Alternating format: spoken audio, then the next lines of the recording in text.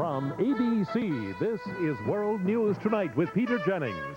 Sitting in tonight, Tom Jarrell. Good evening. The guns of Beirut today drowned out the talk about hostages.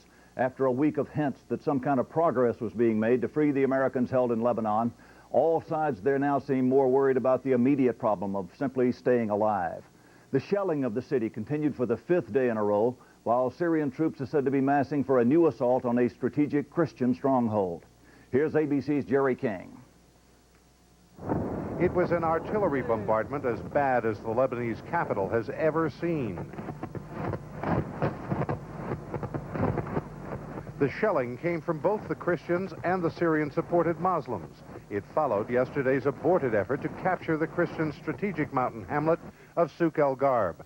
That's the one-time resort area near Beirut that overlooks the old presidential palace, headquarters of the Christian strongman, General Michel Aoun.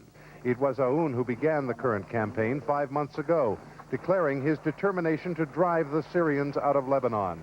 All the war has accomplished so far is to drive most of the Lebanese out of their capital, and the Syrians have vowed to eliminate Aoun. That's a risk that I have to take.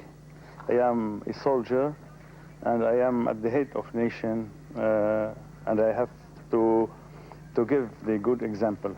There was a piece of unintended symbolism. The Christians defiantly raised the Lebanese flag. It was torn and tattered.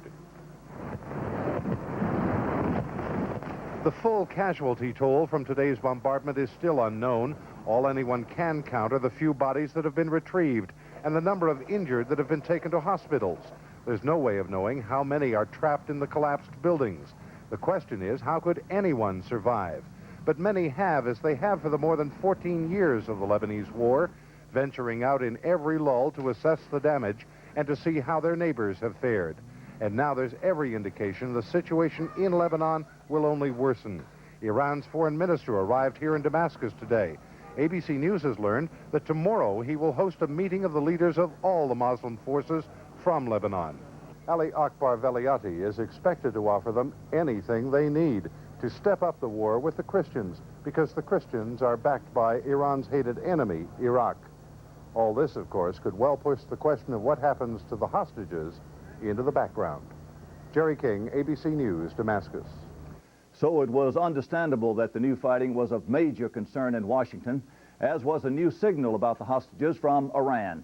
David Ensor is at the State Department.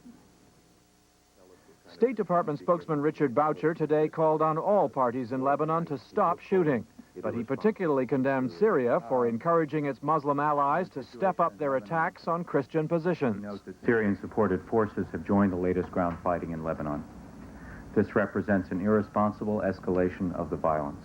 While U.S. officials condemn Syria's President Assad for encouraging the bloody battle in Beirut, they still hope Syria will help free the American hostages in Lebanon. But the increasing violence there, one official says, is discouraging. Another indication of the difficulty of settling the hostage question, today's statement from Iran's new spiritual leader, the Ayatollah Khamenei, charging that the U.S. has set very ridiculous conditions for talks on the hostages. Khamenei said, "No one in the Islamic Republic will hold talks with you. Iran won't talk to the U.S., he said, until it stops supporting Israel." Khamenei's remarks are more than just another sign of division within Iran's leadership.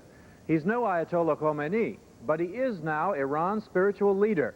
Officials here say his opposition may make it difficult for the more pragmatic President Rafsanjani to even talk about freeing the hostages. David Ensor, ABC News, the State Department. In a moment, the death of another congressman in a second plane crash, while in Ethiopia, the effort continues to recover the body of Congressman Leland. And later in this broadcast, a new poll says the American people want tougher wars against drugs. And on the American agenda, looking for alternatives to locking up teenagers in psychiatric hospitals. This is World News Tonight with Peter Jennings. Brought to you by the fun ships of Carnival Cruise Line.